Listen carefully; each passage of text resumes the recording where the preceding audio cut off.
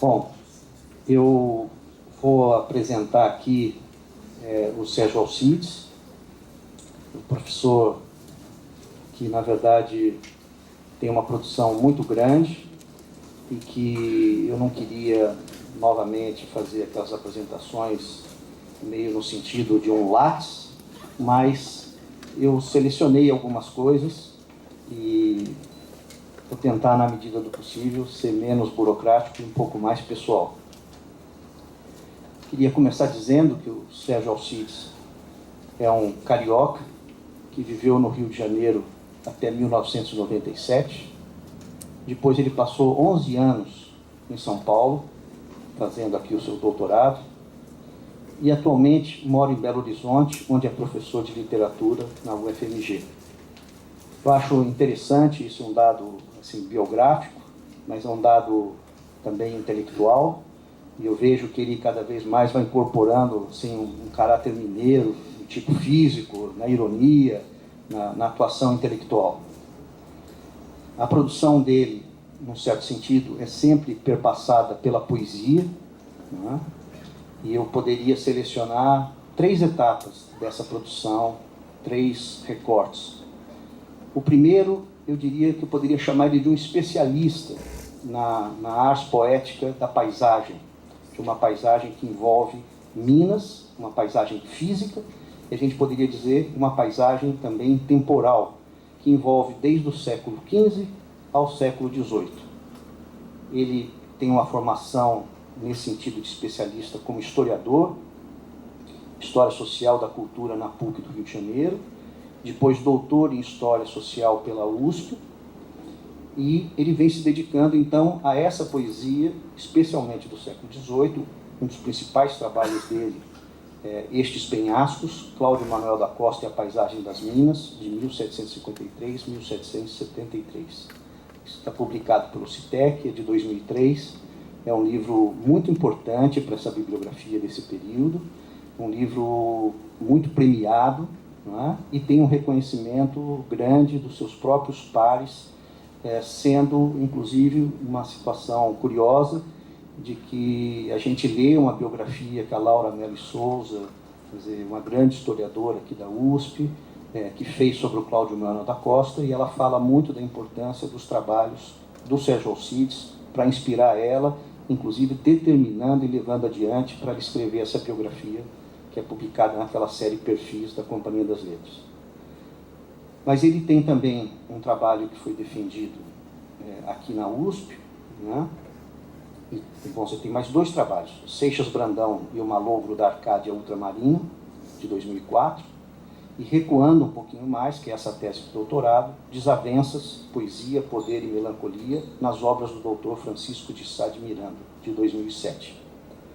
Então, eu queria reforçar muito esse lado de que, vamos dizer, são poucos os perfis de alguém que pode, vamos dizer, ter uma inserção cultural, intelectual, vindo de uma formação clássica em história, tendo, vamos dizer, um referencial, trabalhando sempre com literatura. Então, isso seria o que eu falo de uma poética da paisagem. No outro, eu acho que é uma outra inserção, como um crítico mais livre, um crítico independente, que esses trabalhos não necessariamente precisam estar ligados à universidade, mas no caso do Sérgio estão ligados a uma atuação muito editorial, de organização de livros, e que eu chamaria uma poética da passagem, não é? Onde ele estuda alguns autores que estão entre o século XIX e o século XX. Ele tem 2 livros que ele, na verdade, trabalhou, organizou, selecionou, que um é Luz Mediterrânea e Outros Poemas do Raul de Leone, publicado pela Martins Fontes. E o outro, mais recente, né, esse primeiro de 2001, Augusto dos Anjos e a Poesia Moderna nesta América, publicado em 2015.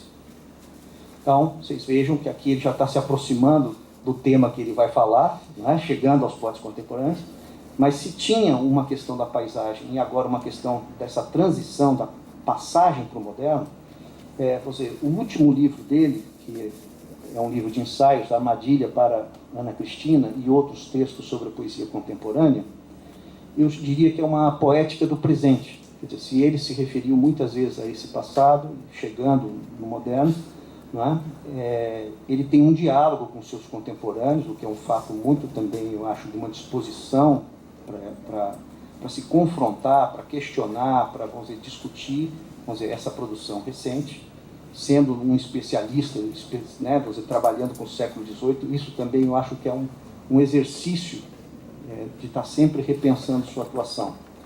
E ele escreveu, então, ensaios sobre o Chico Alvim, sobre o Armando Freitas Filho, sobre Sebastião Ochoa Leite. Alguns deles estão reunidos aqui, mas tem outros poetas mais recentes ainda, Pablo Fernandes, tem pessoas muito atuantes neste momento, nesse sentido que a gente fala de um contemporâneo. E, para finalizar, vamos dizer, ele tem uma produção como poeta, que já é, vamos dizer, um poeta que está no seu terceiro livro, imagino que o quarto esteja a caminho, né? O primeiro livro que ele publicou foi em 1996, chama Nada a Ver com a Lua. O segundo, O Ar das Cidades, publicado pela editora Nanquim, em 2000. E Pia, que é um livrinho que está publicado pela 34, de 2012. E eu posso ter esquecido se tem mais algum. Eu sei que tem poemas sendo publicados, às vezes, soltos, ou com depoimentos, entrevistas, né? Mas essa produção, eu acho que, quando eu disse que tudo nele está perpassado, vamos dizer, realmente pela poesia, vocês podem ver aqui que são produções distintas, desde um caráter mais universitário acadêmico, um caráter de intervenção na vida cultural e também como criador, né? Eu trouxe os livrinhos de poesia e queria exatamente depois que, no final, se fosse possível, ele pelo menos brindasse a gente com uma leitura de alguns poemas desse último livro, aonde tem a questão, inclusive, da paisagem também, né?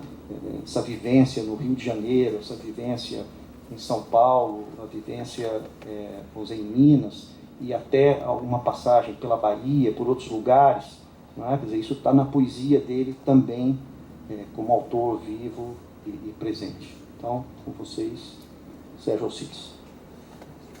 Bom.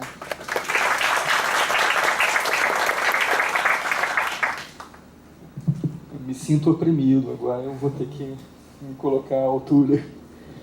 Muito obrigado, Augusto, por essa apresentação, né, generosa, um pouco demais, talvez. E obrigado ao professor Ivan Marques, por me convidar para participar desse evento sensacional, a programação incrível. Vocês estão de parabéns, gostei demais. Eu gostaria de poder assistir todos os dias, todas as apresentações, é uma pena eu não poder. Eu vou apresentar hoje um trabalho que está em progresso, não escrevi ainda, ainda estou muito obcecado com ele. E, enfim, eu vou começar, eu mudei um pouquinho o título. Primeiro que eu cometi um pequeno deslize no título que eu mandei para o Ivan, que eu pus o Bárbaro Tecnicizado de Oswald, mas citando de memória, não lembro que é o Bárbaro Tecnizado, essa expressão que aparece, um manifesto antropófago, né? Depois a gente vai ver o trechinho. E acrescentei achei que seria interessante, né, como título, esse outro fragmento do mesmo manifesto, To Be or Not To Be, né, bastante espirituoso, que todo mundo conhece, né? Vocês já vão entender por que eu quis, né, fazer essa alteração ligeira no título. Eu vou começar fazendo uma citação completamente fora desse horizonte dessa poeta polonesa, Szymborska, né, da obra em prosa dela, que ainda não é muito lida no Brasil. Eu acho que alguém está traduzindo, ela escrevia em jornal, coisas sensacionais. Eu conheço em inglês, selecionei esse trechinho que me fez pensar no que eu vou falar, né? E eu vou ler para quem não puder enxergar. Diz ela está comentando aqui um livro que é publicado na Polônia no início dos anos 70, chamado A História do Oriente Próximo na Antiguidade. E ela então faz um comentário muito irônico e, sobretudo, se detendo sobre a falta de sentido da filosofia da história para o artesão da poesia. Então, numa certa altura do texto, ela diz o seguinte: o poeta, independentemente da educação, idade, sexo e preferências, permanece no seu coração o herdeiro espiritual da humanidade dos primórdios. Explicações científicas sobre o mundo não lhe causam tanta impressão. Ele é um animista, um fetichista que acredita, nos poderes secretos adormecidos em todas as coisas e está convencido de poder mexer com essas forças com a ajuda de um punhado de palavras bem escolhidas. O poeta pode até ter recebido um ou outro título com distinção e louvor, mas no momento em que se senta para escrever um poema, seu uniforme da escola racionalista começa a pinicar embaixo dos braços. Ele se torce e retorce, abre um primeiro botão, depois outro, até arrancar a roupa de uma vez, expondo-se diante de todo mundo como um selvagem que leva uma argola no nariz. Isso mesmo, um selvagem. Do que mais se pode chamar, se não talvez de idiota, uma pessoa que fala em versos com os mortos e os não nascidos, com as árvores, os pássaros, e até mesmo com abajures e pernas de mesa. Então, digamos assim, ela tenta, com esse bom humor muito característico dela, aproximar o trabalho da poesia de uma primordialidade, que do ponto de vista da ciência ou de um título pomposo como a história do Oriente Próximo na Antiguidade, aparenta uma memória da época primitiva, selvagem, etc. Né? Mas há várias maneiras, né, de você se expor assim, despido com uma argola no nariz. Né? Os selvagens, como sabem os antropólogos, né, são muito variados. Né? Então, eu também pulo da poesia para uma citação de uma antropóloga francesa que estudou no Brasil os carajás, que não são tupis, né? São de um ramo G. bororo, e ela faz uma série de... Ela tem esse artigo publicado em 1993 no Brasil, em português. Eu trouxe aqui porque é uma reflexão sobre contrastes entre os carajás e os tupis, as sociedades tupis ou tupianas, né, nos seus diferentes modos de se relacionarem com o outro. Né? E Nathalie Pétèche, ela escreve o seguinte: esse processo de introjeção do inimigo, portador da alteridade, traduz uma certa heteronomia da sociedade carajá frente ao que é de fora. Nisso, ela se distingue da autonomia do Jebororo, que é obtida através de uma relação com um outro já integrado. No entanto, ao contrário das sociedades tupis, a dinâmica da sociedade carajá permanece centrípeta, para dentro, né? Voltada para si própria. Né? A dinâmica tupi, então, você entende, ao contrário, é centrífuga, né? É para fora, para a incorporação do que é de fora, transformar-se no de fora, né? E o carajá centrípeto. Né? De fato, o outro é alimentado em vez de devorado, de maneira que a alteridade possa continuar igual a si mesma, não se tornando igual a nós. Então, não se trata para esse povo da devoração do outro, mas de um interesse muito intenso pelo outro, até de alimentar o outro, estimular o outro, né? De maneira que, mas não a fim de devorar o outro, né? Mas de maneira que o outro fique ali, permaneça o que ele é e que eu possa, espelhado assim no outro, né? Me reproduzir também, como eu já sou. Né? Então, são dois modos de relacionamento e dois modos de ser, não é? Pertencer, não é? A um mundo que se organiza perto dos primórdios, né? Supostamente tradicional, e dois modos de, assim, relacionar-se com o que vem de fora, o que é o outro, o diferente, a alteridade, o inimigo ou não. Né? Essa reflexão da Pétèche, ela traz um eco, né? Ela força uma outra visão do que nós podemos adotar sobre esse bordão, né, do Manifesto Antropomórfico, tupi ou não é tupi. Né? O Oswald está pensando, né, o selvagem de um lado, o civilizado do outro, uma coisa bem dicotômica. Né? Esse é o interesse dele na organização do manifesto. No entanto, a tupi ou não tupi, depois que a gente conhece essa variação aqui, pode ser ou é tupi ou é tapuia. Então, uma vez que o poeta está exposto com um selvagem, com uma argola no nariz, ele é ou tupi ou tapuia, ou que não é tupi, outra coisa, né, com relação ao outro. Então, eu proponho assim, essa, digamos, essa outra maneira de ler tupi ou não tupi, embora não seja essa que está intencionalmente colocada no Manifesto Antropófago, para agora comentar muito brevemente um fragmento do Manifesto Antropófago e um pouco mais detidamente um poema de Carlos Drummond de Andrade. Não pretendo fazer uma abordagem historicizante desses textos, há uma disparidade cronológica entre eles, porque o Manifesto é de 1928 e o poema do Drummond que eu vou abordar é um poema dos anos 70, publicado pela primeira vez em 1972. O Drummond já era um homem idoso, né, muito distante já daqueles inícios do modernismo, né, e eu vou começar então comentando esse fragmento do Manifesto Antropófago, publicado na revista de Antropofagia em maio de 1928. O Oswald, então, ele está fazendo uma espécie de linhagem do seu feito, da sua aspiração, né, a que a cultura brasileira propicia ao mundo uma revolução caraíba, né? Então, ele faz aqui então a filiação, né, a linhagem dessa revolução que ele espera estimular com esse movimento, né? Então, filiação, o contato com o Brasil Caraíba, o Villegagnon Pranter, onde Villegagnon desembarcou, Montaigne, o homem natural, Rousseau, da Revolução Francesa ao Romantismo, a Revolução Bolchevista, a Revolução Surrealista e ao bárbaro tecnizado de Keyserling.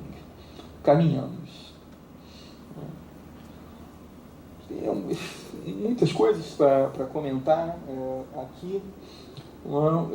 A parte em francês é uma citação textual do ensaio do Montaigne sobre os canibais, bastante conhecido, publicado pela primeira vez em 1580, que é uma coisa antiga. Eu vou tocar um pouquinho nesse ensaio do Montaigne daqui a pouco. Ele sinaliza para o tema do bom selvagem na obra do Rousseau, também bastante difundida. Tem um traçado que passa por movimentos políticos fundadores dos tempos modernos, né, de diferentes fases dos tempos modernos, a Revolução Francesa, depois a Revolução Russa, né, chega a uma consideração estética também, artística, como mencionando a Revolução Surrealista, e depois menciona esse pensador e viajante alemão de origem báltica, hoje bastante esquecido, que, no entanto, tem um papel muito fundamental, a meu ver, para o modernismo. Isso já está bastante comentado, etc., e, em particular, para o Manifesto Antropófago nesse momento. Bom, Keyserling, Hermann von Keyserling, é conhecido também na época como Conde Keyserling. Ele é de uma família da nobreza teutobáltica, descende de nobres germânicos do século XII que se estabeleceram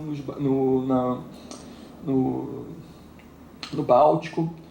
Uma figura muito singular. Ele perdeu suas terras com a Revolução Russa e se tornou um viajante e escrevia livros de viagem.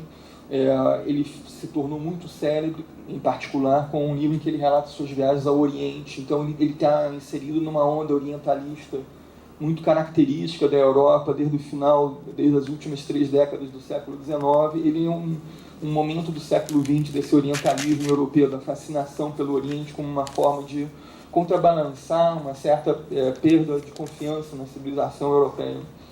Uma coisa que já está presente, por exemplo, em Schopenhauer. E ele, como eu disse, fica muito sério com esse livro de viagens. É muito difícil, quem conhece um pouco de Keyserling, ler aquela abertura de Tristes Trópicos do Lévi-Strauss, que ele diz que detesta livros de viagem, sem pensar que o modelo que está na cabeça do Lévi-Strauss é o próprio Keyserlingk. E, de fato, eu não quero, assim, eu nem tenho competência e conhecimento para isso, quer dizer, eu não quero reduzir o Keyserlingk a uma filosofia rebaixada, né, ou menor, mas é um fato que ele, na década de 20, com a celebridade dessa publicação, desse livro de viagem, e faz outros livros logo depois, ele é um típico maître à penser, que tem uma recepção muito calorosa, sobretudo em países periféricos, como eram a Argentina, o Brasil, a Colômbia, o Uruguai e até os Estados Unidos na década de 20. Há um ambiente intelectual muito ávido por novidades intelectuais, independentemente do mérito, né, dessas figuras que vão ser intensamente assediadas por artistas, socialites, instituições latino-americanas ou norte-americanas, independente do mérito filosófico ou artístico dessas pessoas, há uma intensidade de desejo, de uma certa tutela frente a possíveis mestres estrangeiros muito autorizados e muito celebrados, né? E o Keyserlingk naquele momento encaixa à perfeição a isso, né? Para desempenhar esse papel, independentemente do valor da obra dele, que eu não sei avaliar, né? Embora enfim, tenha algumas inclinações e percepções pessoais, mas independentemente do que ele contribui, ele desempenha um papel muito interessante. O caso dele com a Argentina exemplifica bem o que eu estou falando, porque ele, a Victoria Ocampo, que é uma escritora conhecida, né, muito amiga do Borges, depois é fundadora da revista Sur, é uma mulher muito inteligente, muito culta, muito rica, muito fascinante e muito educada. Ela lê esse livro de viagem do Keyserlingk e outros livros dele e fica totalmente fascinada por esse indivíduo, começa a escrever para levá-lo para a Argentina, convidando-o para fazer conferências lá. E ele é um cara muito exigente para aceitar convite, cobra, né? Sempre cobra caro, e isso não é um problema para ela, mas ele está um pouco desconfiado, pede para ter um encontro na Europa antes. Então ela vai à França e recebe o Keyserlingk em Versalhes, né? Ele não gostava de Paris, então ela leva ele para Versalhes, financiando tudo isso, né? E ela está genuinamente interessada. Ela própria relata essa história da maneira como eu estou fazendo aqui, no início dos anos 50, num livro muito interessante, e ela própria mostra como ela estava, digamos assim, debaixo do fascínio de um pensador, né, que produzia esse efeito muito fascinante, né? Eu acredito que vocês possam estar pensando em vários pensadores que até hoje no Brasil produzem esse tipo de fascinação e são convidados da mesma forma, etc. Enfim, há vários nomes, né, que seriam sucessores de Keyserlingk nesse papel. Ocorre que, além de tudo, a Victoria Ocampo era muito bonita também. Então essa combinação é muito culta, muito educada, muito inteligente, muito bonita, muito generosa e tal, para alguns homens é muito fatal. E o Keyserlingk achou que ela estava interessada em mais coisas do que a filosofia dele, né? E teve uma atitude horrorosa com ela. Ela foi um assédio insuportável para ela, né? Depois, de fato, ele vai à Argentina. Ela também, além de tudo, muito elegante também, né? Se afastou, se desencantou também, mas manteve o convite e articulou com instituições argentinas para recebê-lo. Correu tudo certo, ele foi, né? Depois ele veio ao Brasil convidado pelo Oswald de Andrade e por outras instituições, né? Em São Paulo fica hospedado na fazenda do Oswald da Tarsila do Amaral, naquela época, isso no ano de 1929, pouco depois da publicação do Manifesto, né? Então esse é o personagem, quer dizer, ele é um pouco globetrotter, faz conferências, palestras, né? Daqui do Brasil já foi para Portugal, pouco depois vai para os Estados Unidos e publica livros de viagens em que ele faz assim, ele tem uma teoria da história muito ambiciosa, né, sobre a decadência do Ocidente, muito na esteira de outros pensadores, inclusive contemporâneos dele, como Spengler, principalmente, de quem ele tenta se distanciar, e ele vai então viajando e tentando encontrar as alternativas para a civilização europeia, né, nesses povos periféricos que ele conhece, né, e depois publica, né, enfim, tem esse efeito. Então, o bárbaro tecnizado é uma figura que aparece no livro que o Keyserlingk publicou antes da época do Manifesto, imediatamente antes da época do Manifesto Antropófago, um livro chamado um Mundo Vindouro, ou Um Mundo que Está Nascendo, né? E no Brasil foi muito lida a tradução em francês. Esse livro é publicado em 1926, a tradução francesa de 1927, né? E é ali que o Oswald de Andrade entra em contato com essa expressão que ele imediatamente captura, né, morde ali, antropofagicamente, para inspirar, né, o que seria essa antropofagia da Revolução Caraíba que ele está formulando, né? O Keyserlingk não é o primeiro, de jeito nenhum, a sinalizar para no sentido do bárbaro, do selvagem, ou do indivíduo, ou das culturas primordiais ou primitivas, como quiserem, naquele momento, como alternativa renovadora para a cultura. Isso, aliás, é um lugar comum, antigo até, né? A ideia de que o bárbaro é aquele que é apontado como o polo antagônico à civilização presente, pode ser também, ele é o portador da destruição, mas ele pode ser o portador também da renovação. Isso, por exemplo, aparece num texto do Walter Benjamin, bastante conhecido, existe em português há muito tempo, né? Experiência em Pobreza, né? Em que ele diz: barbárie, sim, respondendo, quer dizer, qual é a saída, né, para essa civilização que chegou a um ponto de destruição completa na Primeira Guerra Mundial, e em que a própria capacidade de narrar a experiência é comprometida e empobrece a experiência social por perda de sensação. São temas bem próximos do que o Keyserlingk está escrevendo também, e o Benjamin elabora de maneira muito diferente. Barbárie, sim, respondemos afirmativamente para introduzir um conceito novo e positivo de barbárie, pois o que resulta para o bárbaro dessa pobreza da experiência, ela o impele a partir para a frente, a começar de novo, a contentar-se com pouco, a construir com pouco, sem olhar para a direita nem para a esquerda. O Keyserlingk, ele está enfrentando o mesmo problema de empobrecimento da experiência, perda de sentido da vida das próprias elites europeias no cotidiano de um mundo desiludido e atravessado por uma revolução tecnológica que essas elites não conseguem acompanhar. Enfim, analogias interessantes com o nosso momento presente também. E nesse livro, O Mundo que Nasce, né, O Mundo Nascente, de Neues Terhendenfeld, eu trouxe aqui um trechinho da tradução francesa, que é provavelmente a tradução que o Oswald de Andrade leu, que o Mário de Andrade leu também. A professora Teliano Cona Lopes, há muito tempo atrás, demonstrou como essa obra em particular do Keyserlingk foi bem importante para o Macunaíma, no mesmo ano do Manifesto, né? E, embora o tipo de apropriação que o Mário de Andrade faz seja bem diferente do que o Oswald está fazendo, né? Nesse trechinho aí é onde aparece primeiro a expressão, né, do tecnicizado, do bárbaro tecnicizado, o tecnizado, né, que o Oswald de Andrade aproveita, né?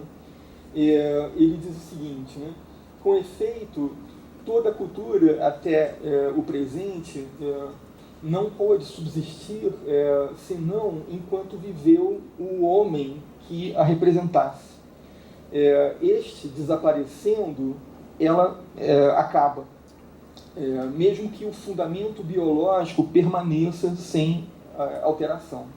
Ora, qual é o tipo que encarna o espírito das massas modernas? É o chofer, o motorista, né, de automóvel. O Keyserlingk, ele é bem parecido em alguns aspectos com uma outra figura fascinante, que também poderia se encaixar nesse papel assim, de maître à penser, que é o McLuhan, também bastante esquecido hoje, né? É bem característico desses pensadores que têm esse efeito, né? Algumas décadas depois, né? Ficarem um pouco no ostracismo. Quer dizer, quem é então que encarna o espírito das massas modernas? É o Schoeffer. Ele é o tipo modelo dessa era das massas, não menos como em outros tempos era o pregador, o cavaleiro, o cavalheiro, né? O Schoeffer é o primitivo tecnizado.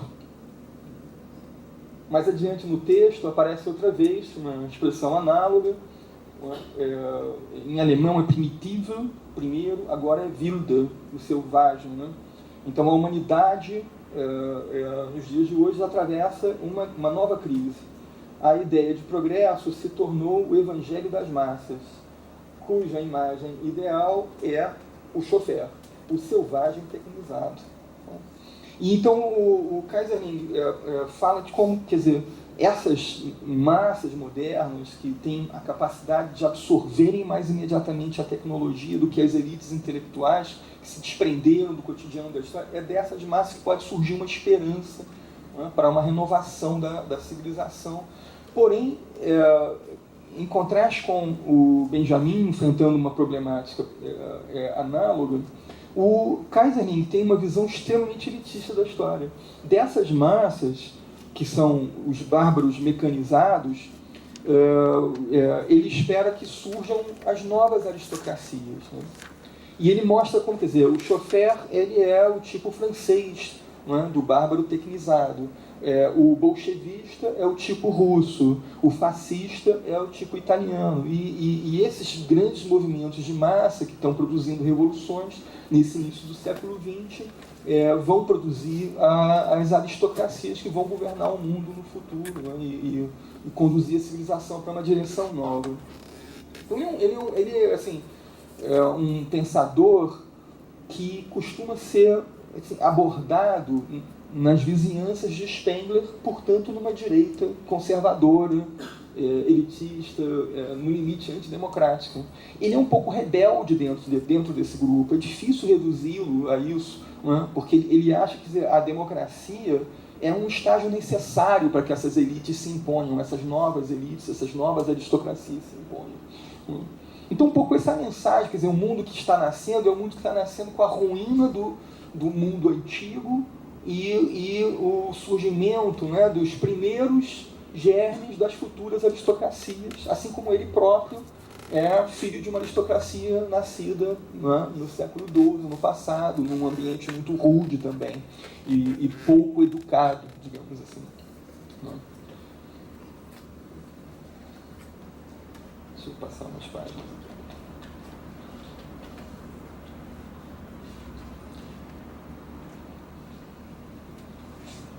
Ora,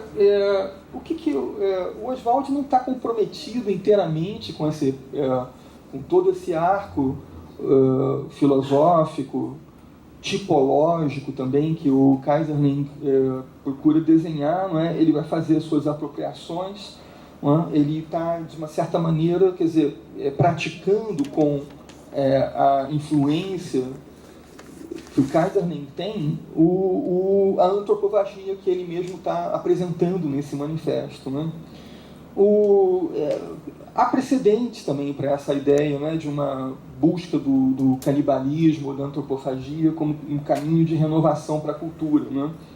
Por exemplo, citam muito Valéry, né, uma passagem do Valéry em que ele diz que não há nada mais próprio de si mesmo do que apropriar-se do outro. Não é? O leão é carneiro assimilado. Não é? Então tem uma coisa que você tem que se apropriar, mas você tem que digerir esse outro. Não é? O leão é carneiro assimilado. Isso é um lastro até na antiguidade, quer dizer, também é um lugar comum esse tema da digestão na literatura e na vida intelectual, na filosofia. Né? A ocorrência mais antiga que eu conheço desse tópico está nas cartas, nas epístolas de Sêneca, portanto, do século I depois de Cristo, e tem uma passagem interessante em que ele está falando exatamente da necessidade de digerir as referências intelectuais que o estudante vai incorporando na sua própria formação. Né?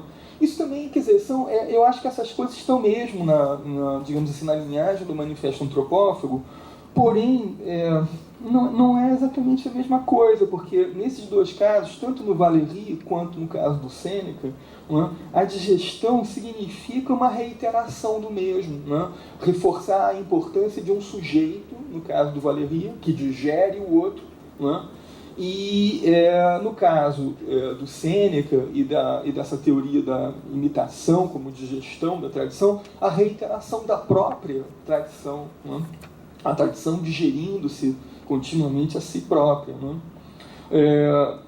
Há outros canais assim, num horizonte de vanguarda no início do século XX. Por exemplo, citam muito o manifesto o Canibal de Picabia, no contexto do dadaísmo. O cubismo tem também um interesse intenso por povos primitivos da África, principalmente. Também acho que não é a mesma coisa que aquilo que o Oswald está tentando fazer no manifesto, porque nesse caso então trata-se de uma crítica da tradição, às vezes uma crítica destrutiva, bastante destrutiva, como é o caso do dadaísmo, correspondendo bem a um outro texto do Benjamin, menos conhecido, que é o do caráter destrutivo. Não sei se vocês conhecem, eu acho que esse não foi traduzido para o português. Também não é exatamente isso que o Oswald de Andrade. Quer dizer, o Oswald de Andrade está pensando nessa formulação antropofágica, essa filosofia antropofágica dele, na incorporação do outro mesmo. Ele está indo um pouco além de um plano meramente metafórico. Ele quer a pilhagem, incorporar mais do que a mera nutrição através do outro, que um sujeito forte digere, e se, digamos assim, se desenvolve numa direção que é, de uma certa maneira, controlada por ele. A inspiração do Oswald de Andrade é tupi mesmo, naquele sentido que Rafael Teteste, de uma devoração. E muita coisa na obra do Oswald de Andrade tem a ver com isso. Quer dizer, depois, no final da vida, ele retoma, como vocês sabem, um interesse intenso pela antropofagia, depois de tentar outros episódios, outros caminhos na vida, inclusive militância política, que não deu muito certo, e um pouco mistura a teoria antropofágica dele com o que ele passou a chamar de sentimento órfico, que é, de fato, um sentimento de religião, mas tem mais a ver ainda do que ser católico ou não, embora ele se declarasse católico com uma ironia muito ambivalente no final da vida, tem a ver com essa descida aos subterrâneos, inclusive da cultura, onde você encontra, por exemplo, lá um antropófago ameríndio, tupi, e é devorado por ele, o devora, enfim, vira uma outra coisa. Ora, aí é muito interessante ler em paralelo essa maneira de Oswald de Andrade se aproximar desse universo ameríndio e o que Drummond faz com esse mesmo universo nos poucos momentos, porém bem significativos, nos quais ele toca nesse universo. E acredito que é bem diferente. Por exemplo, o tema do sentimento órfico já é um tema em que o Drummond teria muitas dificuldades.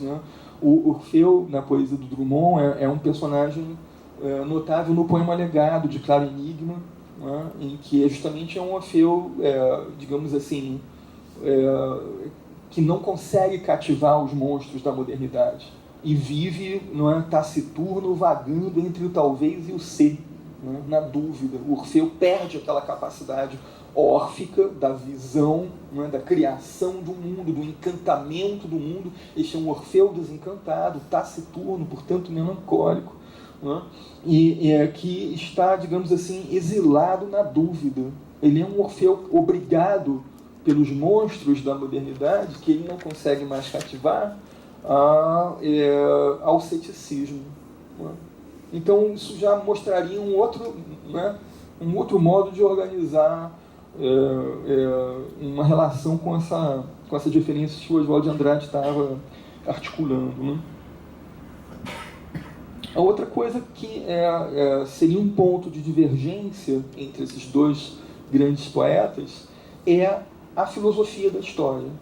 Porque no Manifesto Antropófago, o Oswald de Andrade não está, digamos assim, decalcando pura e simplesmente a filosofia da história do Keyserlingk ou de Spengler e de outros autores que são influências importantes para ele naquele momento. Mas tem uma filosofia da história ali. Tem a ideia de que você pode organizar uma narrativa estável, verificável, sobre o progresso da história, dividindo-o em etapas e até antevendo, né, a direção desse processo, né, que o Oswald de Andrade põe no ideal da Revolução Caraíba. Né. O Drummond, ele é um poeta do ceticismo e isso dificulta para ele a assimilação de qualquer filosofia da história. Apesar de ele ser um poeta fundamentalmente do tempo, atirado no tempo, o tempo é a principal matéria desse poeta, mas é mais, como ele próprio diz, mas é mais do que a matéria também. Né? A poesia toda é um embate contra o tempo, um embate muito duro contra o tempo. Isso é um traço transversal na obra do Drummond, desde o primeiro livro até Farewell, né? Até o último livro. Então, bem, o poema que eu trouxe aqui para tentar dar uma encarnação menos abstrata para isso que eu estou falando, já estou me estendendo demais, vamos chegar até o poema. Ele é um poema chamado Crena Caroli. Ele trata, o assunto dele está muito ligado ao noticiário da época, quando, no contexto da ditadura militar e da construção do plano de integração nacional, os ditadores decidiram recortar várias estradas atravessando a Amazônia, porque para eles a Amazônia era como se fosse um território vazio que era preciso, né, integrar, né, ao conjunto do território brasileiro e ocupar produtivamente. Né. Apesar da presença de ameríndios na Amazônia há séculos, era na retórica da ditadura militar, ou civil-militar, como quiserem, era como se fosse um vazio. Né? Até há uma frase que ficou muito famosa na época, atribuída ao presidente Médici, em que ele diz assim, quando anuncia, né, a construção das estradas como a Transamazônica e a estrada Cuiabá-Santarém, ele diz assim: nós vamos dar a terra sem homens da Amazônia para os homens sem terra do Nordeste. Né? E, de fato, muita gente empobrecida com as secas do Nordeste, etc., migrou, né, para a Amazônia, no rastro dessas estradas. Só que essas estradas atravessavam terras ocupadas tradicionalmente por dezenas de tribos, muitas delas tribos indígenas, muitas delas ainda não contactadas, né, ditas isoladas ou supostamente não contactadas. Uma delas é essa tribo que era conhecida como Crena Caroli nessa época. Eles viviam num território que ficava na divisa entre o Mato Grosso e o Pará. Era um povo considerado bravo. A notícia que se tinha dele era de que um explorador inglês recente, né, mais recente, era de que um explorador britânico que estava tentando subir o rio Iriri até as suas cabeceiras foi trucidado por esses índios em 1961. Foi uma coisa lamentável, etc. E pelo modo como o cadáver foi encontrado, com as armas dos índios que o mataram a flechadas e a bordoadas, inimigos tradicionais desses índios identificaram. Isso aqui foram os Crena Caroli. Então é como esse povo era chamado de Crena Caroli. Esse etnônimo era uma designação dada pelos inimigos, pelos caiapós.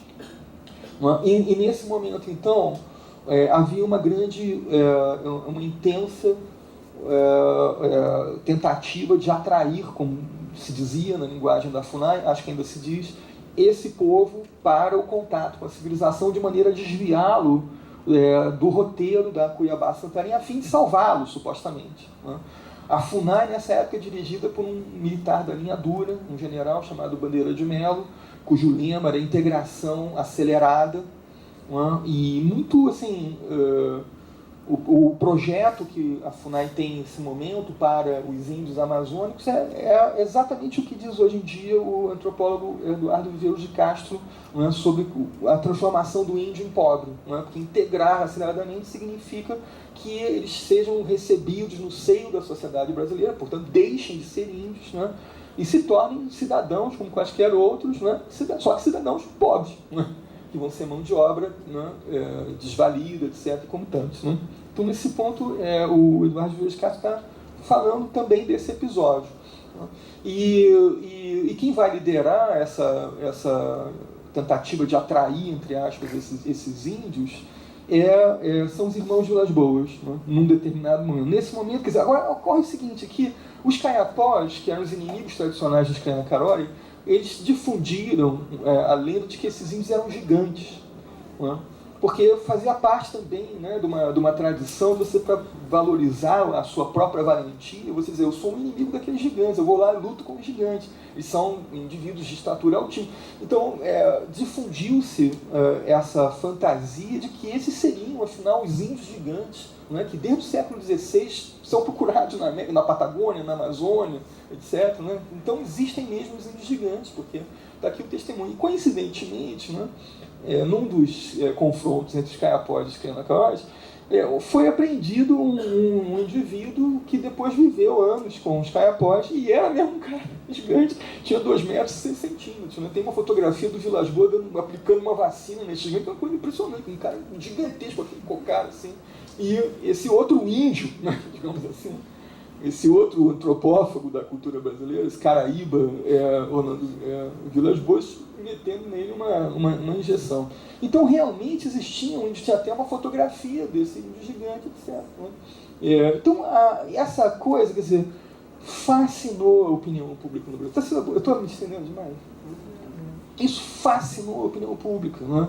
Os jornais, a revista Veja, a revista Realidade, Estado de São Paulo, Globo, Jornal, mandaram correspondentes especiais, como se estivessem indo, fossem correspondentes de guerra para o estrangeiro, mandaram para a Amazônia para testemunhar um encontro com os gigantes. Né? Isso no contexto do Brasil grande, do Brasil gigante, do milagre. Então, foi uma coisa, quer dizer, era matéria diária de primeira página nos jornais. Né?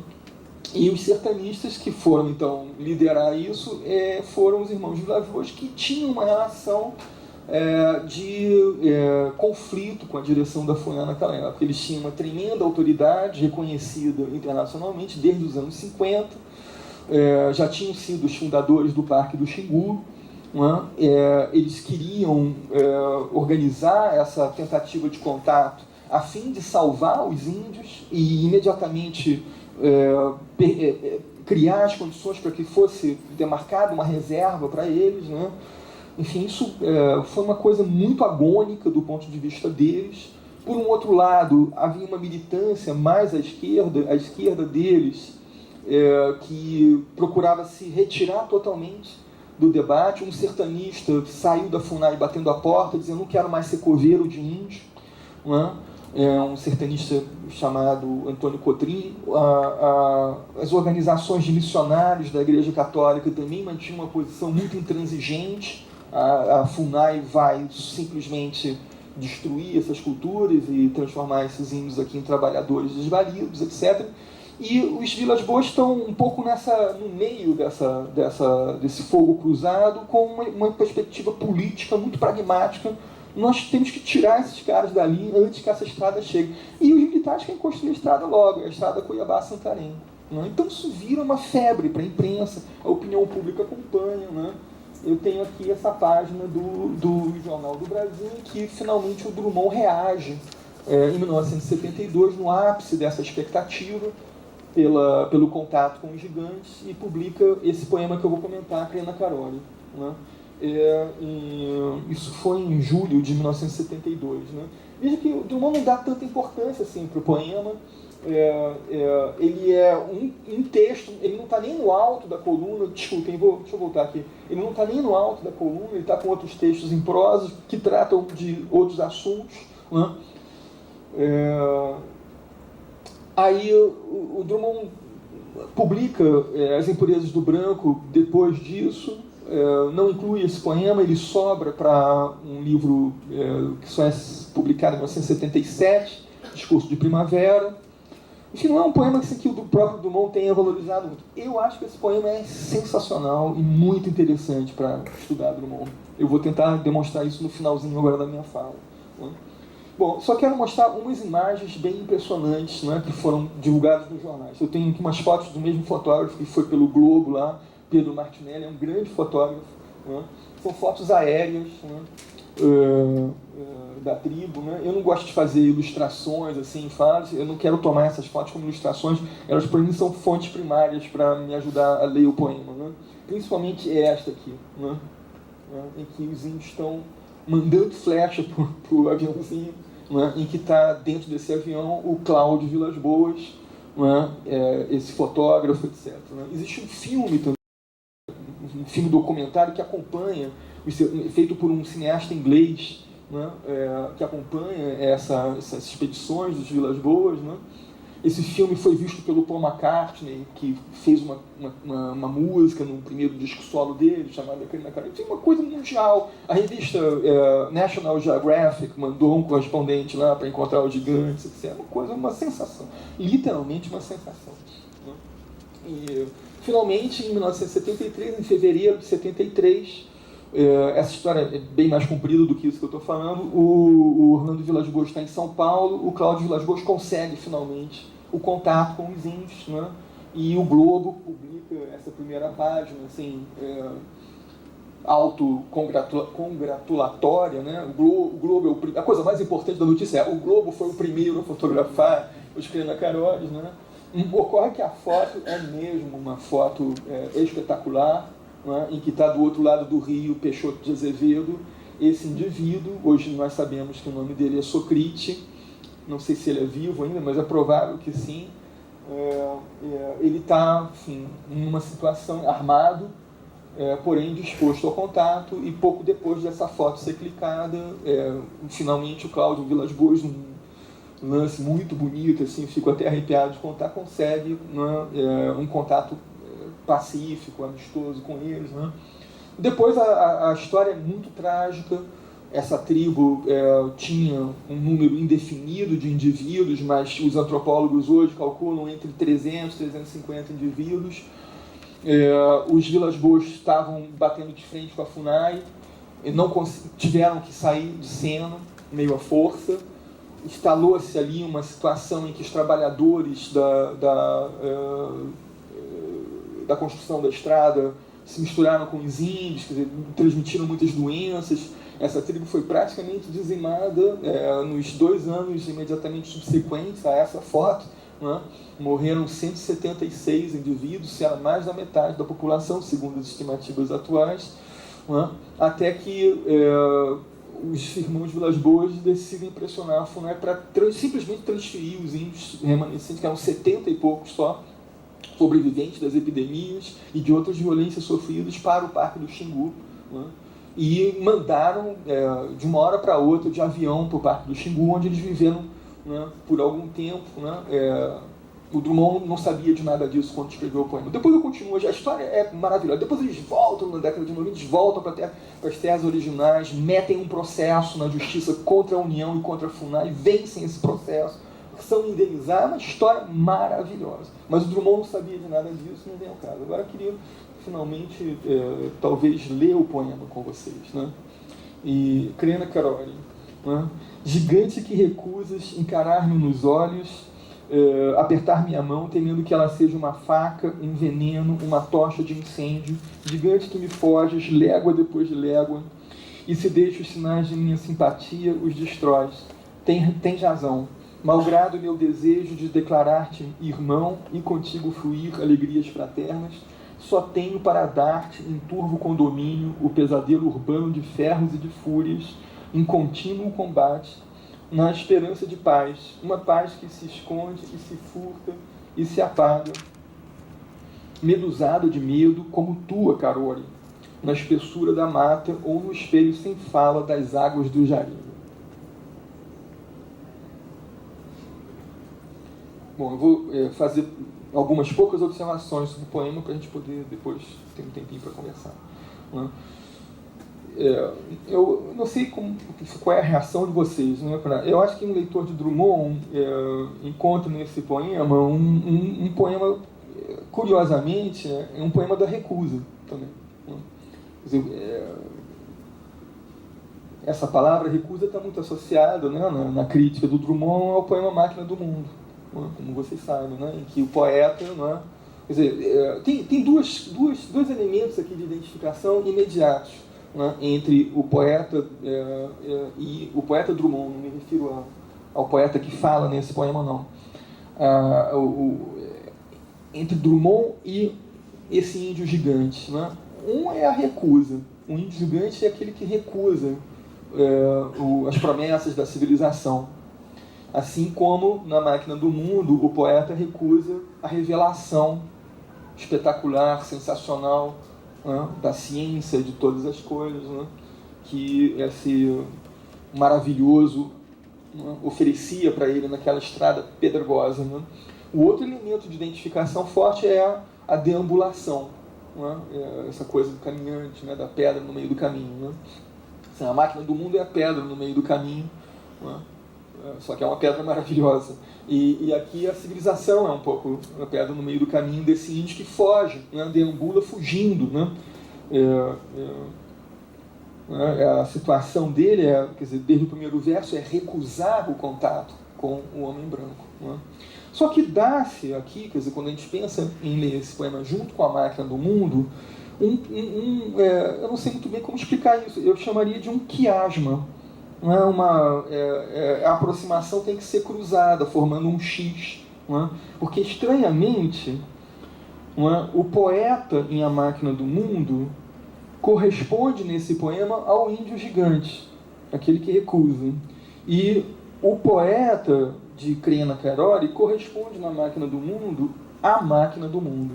Porque ele incomodamente acaba sendo, nesse organismo do poema aqui, quem representa a civilização que vai ser recusada, compreendendo.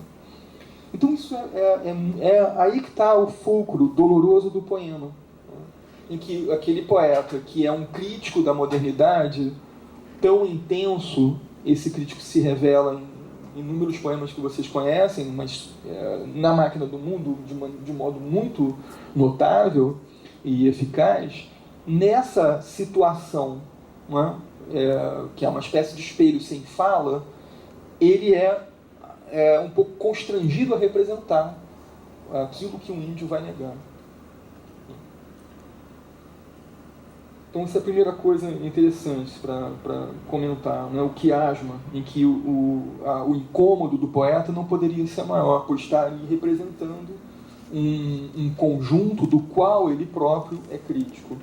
Quer dizer, o que ele quer dizer? Ele diz para o índio, realmente você tem toda a razão de fugir, né? E vem essas imagens impressionantes do poema, Turvo Condomínio, representando a sociedade, né? Representando a integração, né? Que a FUNAI pretendia naquele momento, né?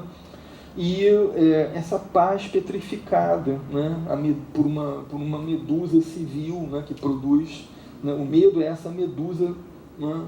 Civil que petrifica a paz.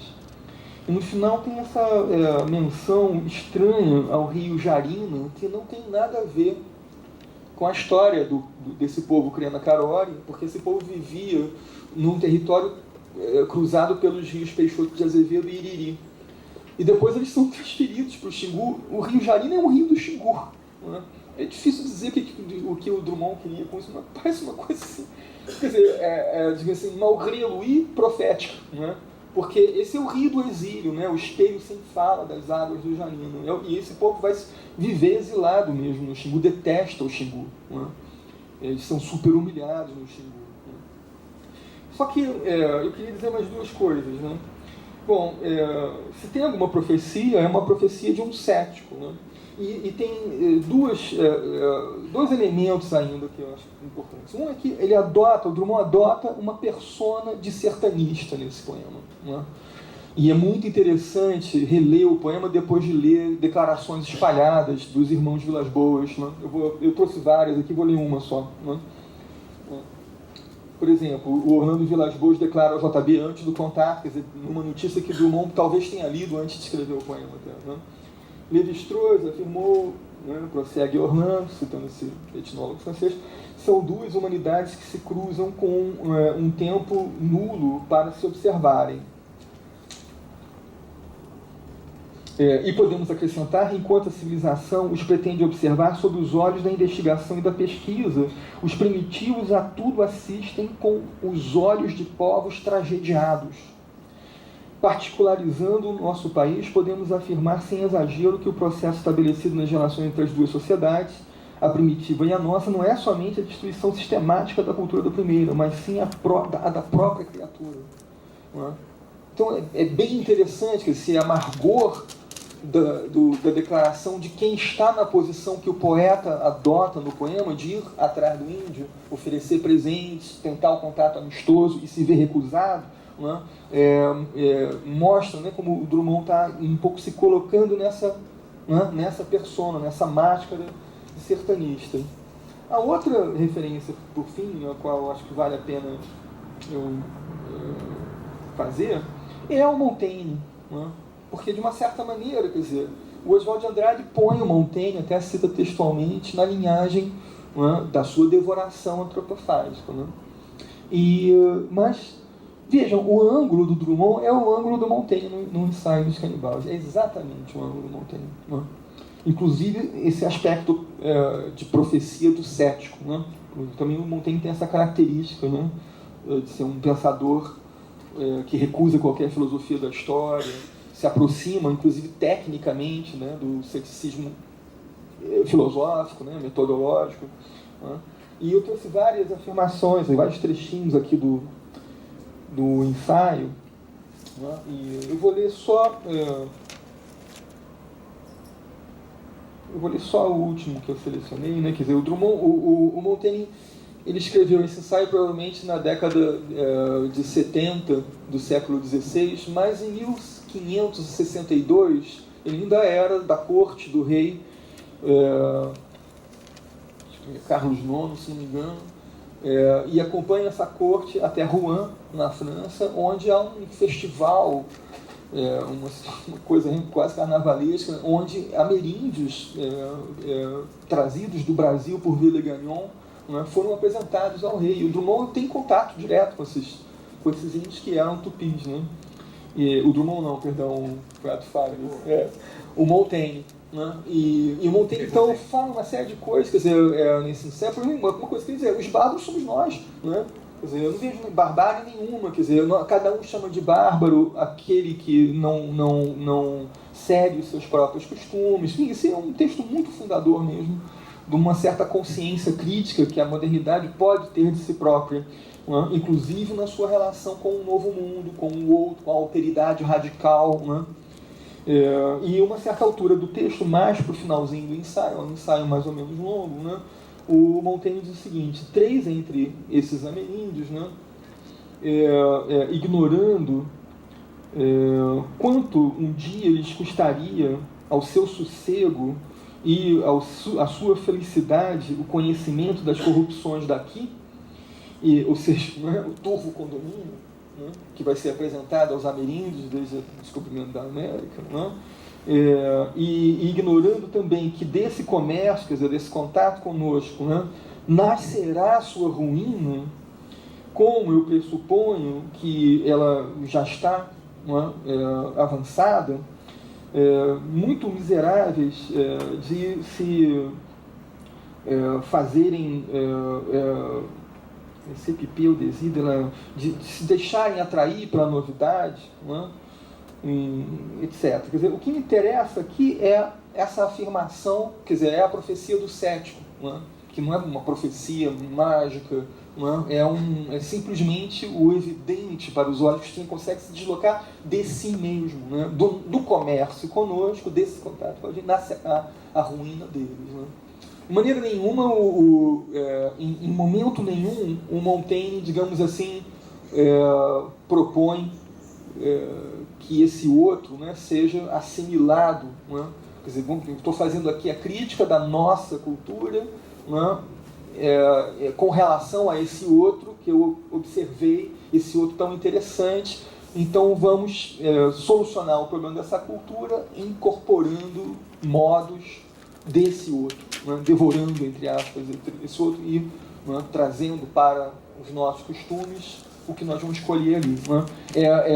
A posição do Drummond é mais parecida, voltando lá para aquela citação da Peteste, da antropóloga Peteste, com a postura dos Carajás, do que com a postura dos Tupis. Não é a devoração, é alimentar o outro de maneira que ele continue a ser ele mesmo, né? E que nós possamos nos beneficiar dessa referência para, né, nos conhecermos melhor, inclusive nos criticarmos. Um pouco isso é o que o Drummond faz nesse poema. Né? Então, se Tupi or not Tupi, né? Oswald de Andrade, Tupi, interessa a ele essa devoração, a incorporação do outro, não como uma simples renovação, mas como uma transformação radical, profunda do si mesmo.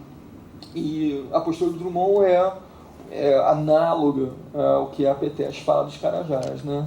Nutrir o outro, alimentar o outro como referência para uma intensa etnografia crítica de si mesmo, da própria tribo. Né? Aliás, Drummond, ele é sozinho uma tribo. Né? É isso. Obrigado.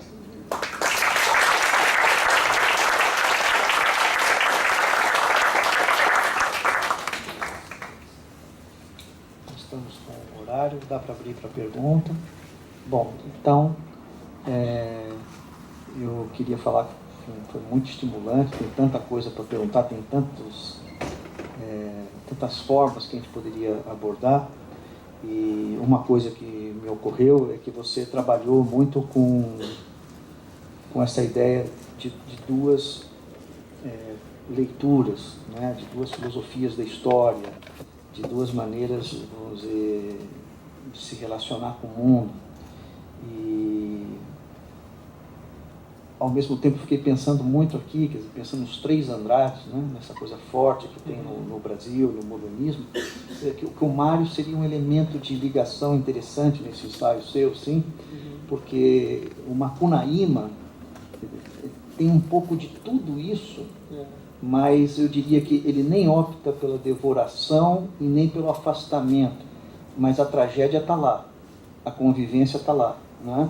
Então talvez ele fosse, fiquei me pensando assim, a ideia do gigante, a ideia, vamos dizer, do condomínio, como o Mário entre o Drummond, quer dizer, é um ceticismo brutal, como se aponta mesmo, e a ideia de uma crença no progresso do Oswald de Andrade, né? Quer dizer, que ele está ligado, inclusive a palavra que abre o trecho que você citou, é filiação.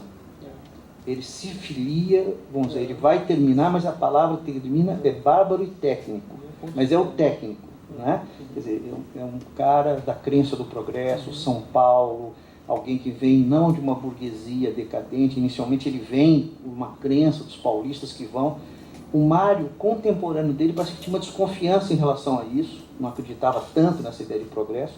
O Macunaíma é uma fabulação sobre esses conflitos, sobre essas tensões.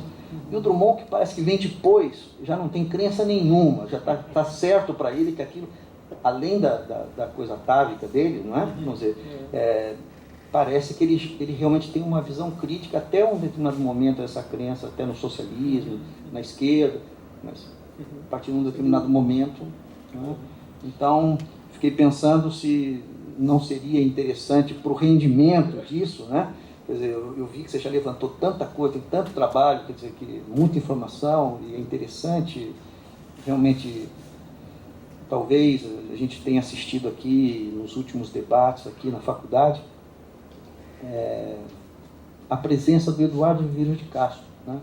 Como ele tem sido uma voz entre os intelectuais todos que a gente tem estudado recentemente, como a gente deveria realmente convidá-lo a dar um curso aqui na faculdade, intenso, porque na fala do Zé Miguel, ano passado, quando teve um curso falando de poesia, a presença do Eduardo Vieira de Castro era muito forte. Na antropologia, aqui, eu vejo que quando a gente vai dar período colonial, hoje, literatura brasileira, mudou o viés, todo mundo tem uma coisa de muitos alunos que estão estudando as línguas indígenas e trabalhando com isso. Então, o enriquecimento, eu acho que quando você coloca ele aqui como uma referência também, para mim veio como um quadro que está se armando, né? Mas eu não tenho pergunta, só mais um comentário assim e tal, e queria abrir para a plateia, para... Viviane. A partir do que você está falando, Augusto, eu pensei em uma outra coisa também. Que o Oswald de Andrade, quando ele fala do bar da Carne, ele está se incluindo.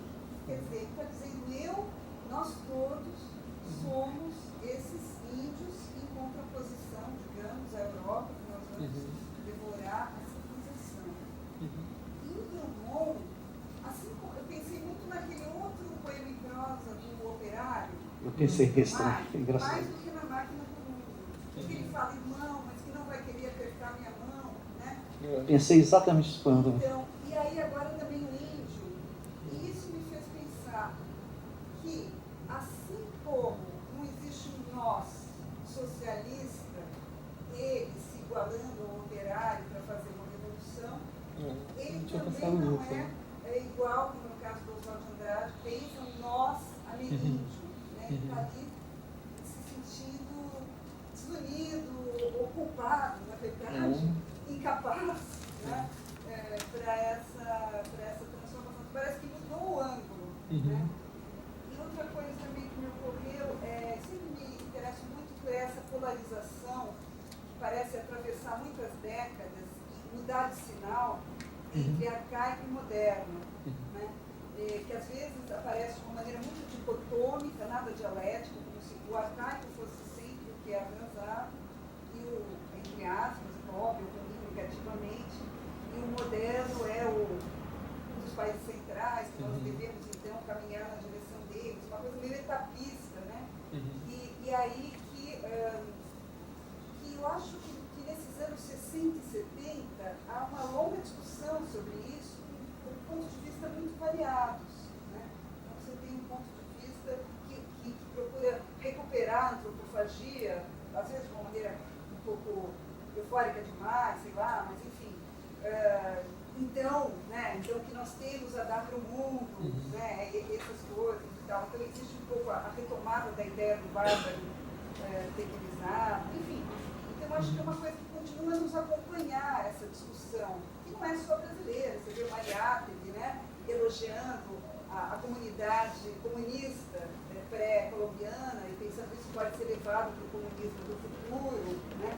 Nos anos 30, um pouquinho posterior ao Manifesto Antropófago, mas ele marxista, o Oswald ainda não, mas enfim, dentro dessa, pensando nessa questão, enfim, eu acho que é um assunto interessantíssimo esse, que continua, né, tomando essa relação com a nossa cultura de origem, dos povos autóctonos e tal, essa tragédia toda, e pensar então a diferença entre esse momento inaugural, né, do modernismo, assim, tipo, eufórico, e o momento estético do mundo que você mostrou, essa solidão, esse isolamento, achei interessantíssimo. Bom, não sei como reagir a essas coisas.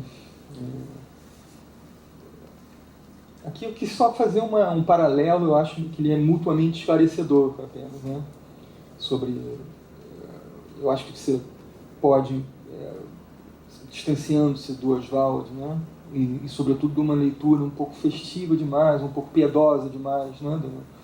Da antropofagia, que é a leitura dominante, né? Encontrar um ângulo, né? Menos assim, digamos, aquiescente, né? Para reler a antropofagia, né?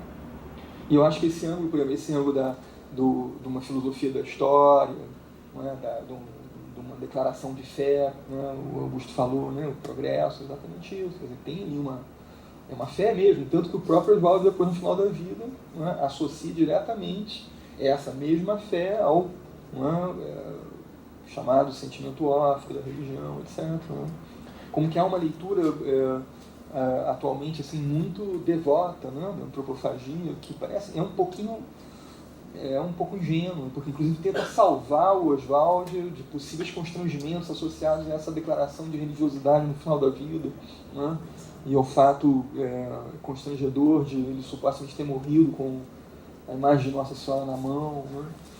Enfim, eu não estou interessado em nada disso, quer dizer, mas eu queria ter uma aproximação que fosse de fato crítica à antropofagia, né?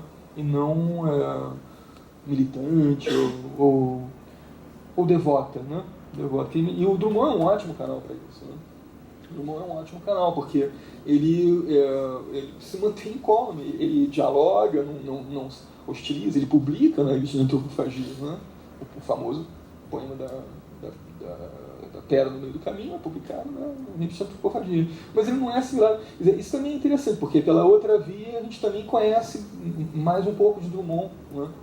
Porque ele é esse cara que está recusando também uma assimilação desde o início, né, completa ao modernismo paulista, né? E se a gente lê aqueles primeiros livros, né, com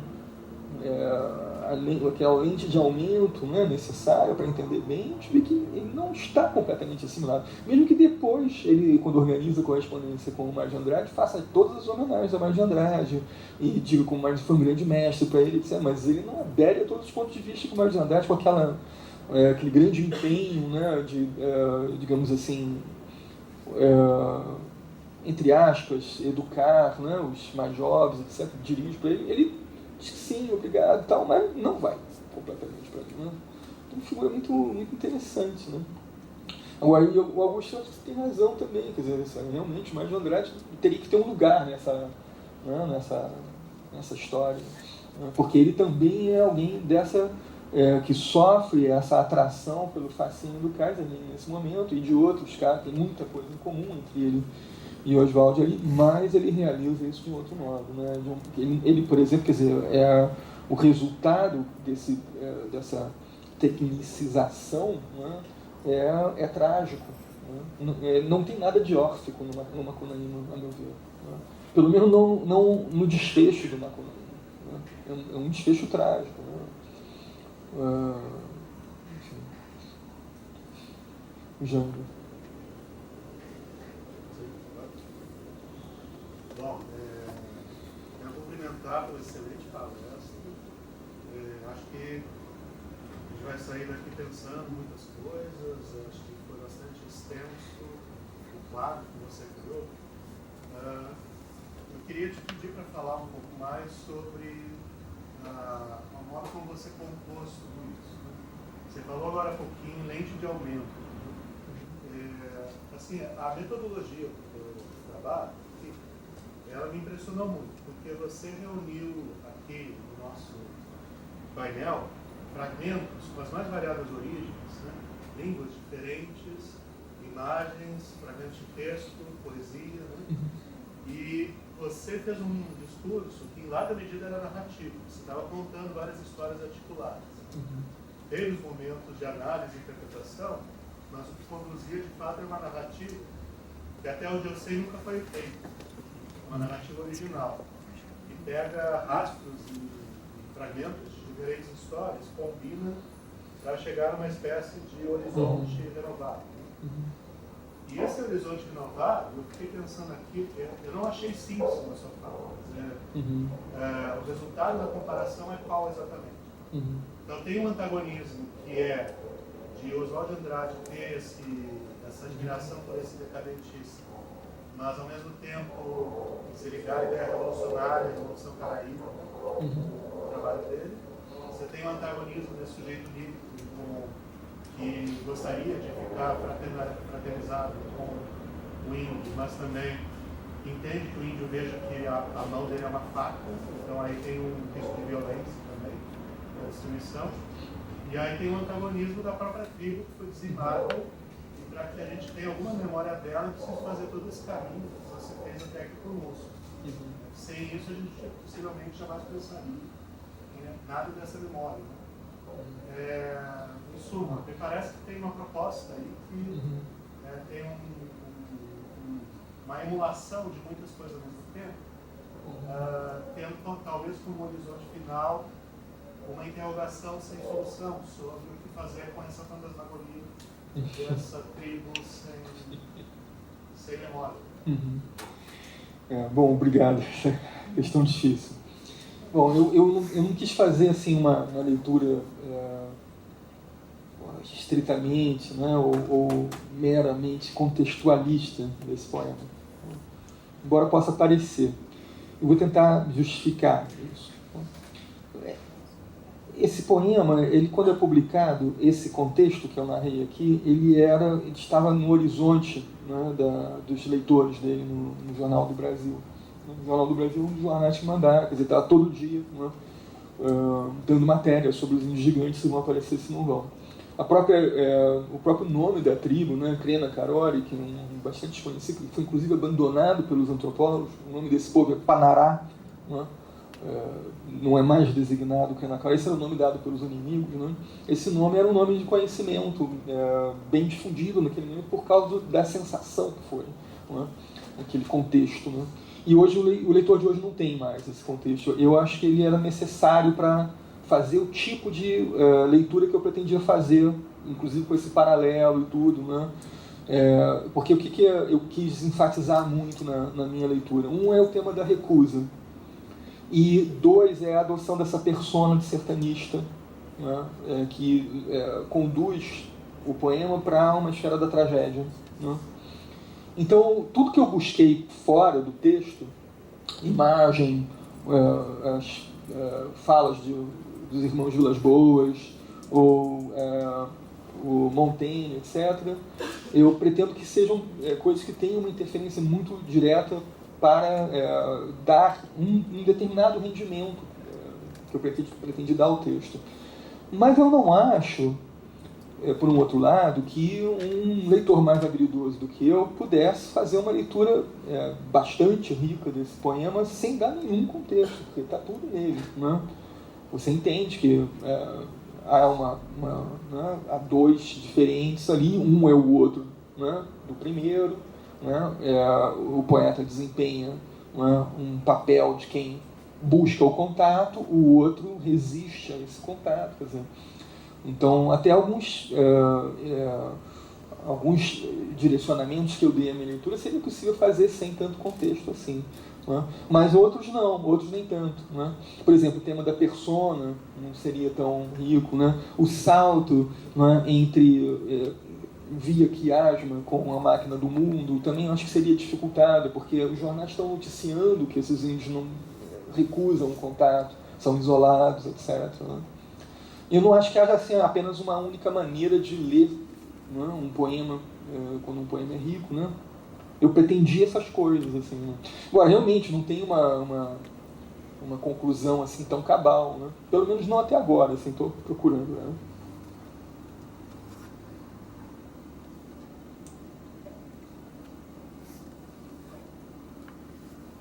Posso perguntar? Professor, uma dúvida muito rápida.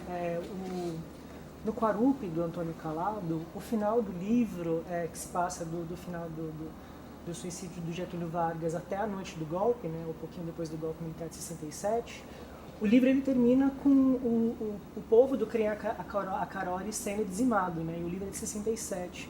Uhum. E o poema, então, do Drummond ele é posterior a isso, ainda nesse gesto de contato. Eu queria saber se você chegou até contato com isso, se isso entrou na pesquisa. Sim. Mais que é romance, né? Uhum. Essa tentativa, né, de encontrar os Crena Carori, né, ou propiciar a integração deles à sociedade brasileira, ou salvá-los, né, dos vários males, né, que o contato com os civilizados, entre aspas, costuma produzir para os ameríndios, ela é uma coisa que começa justamente nesses anos, 66, 67, né? Esse ano de 67 é um ano terrível, porque é um ano que há uma guerra muito violenta entre os Crena Caroris e os Caiapós, que pela primeira vez atacam os Crena Caroris com armas de fogo, né? Então, isso é noticiado na imprensa no Sudeste também. É muito interessante, até agora tem essa hemeroteca da Biblioteca Nacional, já me pergunta de metodologia, sabe? Um elemento metodológico deveria ser resistir à hemeroteca, né? E eu falhei nesse quesito, porque eu fiquei décadas, né, na hemeroteca da Biblioteca Nacional e em outros lugares atrás do noticiário. Eu encontrei uma notícia da Última Hora de 1952, bem antes desse momento que você fala, em que os repórteres da Última Hora do Rio de Janeiro estavam sobrevoando a região habitada pelos Canacarori, não tinham nenhuma noção de que tinha gente ali, eles estavam indo para Santarém, eu acho, para cobrir uma feira de gado, uma coisa assim. E eles veem aquela tribo ali, né? E os índios estão habituados, mais ou menos habituados a ver avião, né? Eles se pintam de preto é a pintura de guerra deles, né? Eles querem flechar, né? E esses repórteres fotografaram, publicam na primeira página da Última Hora a reportagem espetacular sobre os índios negros da Amazônia. Mas aquilo não vai para frente, porque eles foram para Santarém, não sei, acho que o jornal não quis bancar muito a história, né? Mas é isso, quer dizer, eles eram os índios negros, depois eles vão ser os índios gigantes, né? É um pouco uma coisa... Aí tem especulações, né? Como que são ex-quilombolas que estão aldeados ali, se aldeados, fugiram, estão isolados ali, né? Aí vão, entrevistam, né, autoridades para, né, ponderar assim, isso, aquilo, né? Então o Calado está formado disso, né? E o Calado é bem próximo do Orlando Vilas-Boas e do Cláudio Vilas-Boas, né? Quando se dá finalmente o contato, a chamada atração, o Calado festeja muito isso no jornal Opinião, que ele faz um texto em homenagem aos Vilas-Boas, etc. Nessa época, é uma época em que está acontecendo também uma campanha para o Cláudio Vilas-Boas ganhar o Prêmio Nobel da Paz. E o Calado um pouco adere a isso, nesse texto. Mas é uma boa lembrança. Aliás, o Quarupi, quer dizer, ele termina numa região bem próxima do território original dos Canacarós, dos Panarás, né? O centro geográfico do Brasil. Do Xingu mesmo, né? Que é no parque, né?